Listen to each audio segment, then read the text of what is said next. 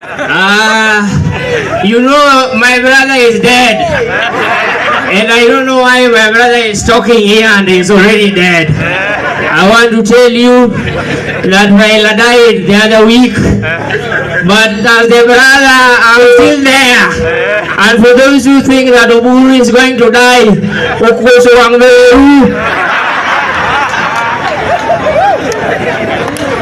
you know, sometimes I feel like talking Gidoluo. Dawi nyoga kagi no tek na wash kosa kikawachi. My brother, you left me so bad, my confidant. I'm so sad. You never told me. You know, when you died, I went to hug it and he told me that you already given her Uhuru Kenyatta. That is how it was. Kora pinju yodalawa. Kwani ando mangi munadek. Kora dwana ter mingi. I want to tell you, my brother, I'm so sad and I'm not happy. I can even cry here. Matonya, how are you, my son? You know me as Oburu, I have 3 wives, and you know your mother can be the 4th one.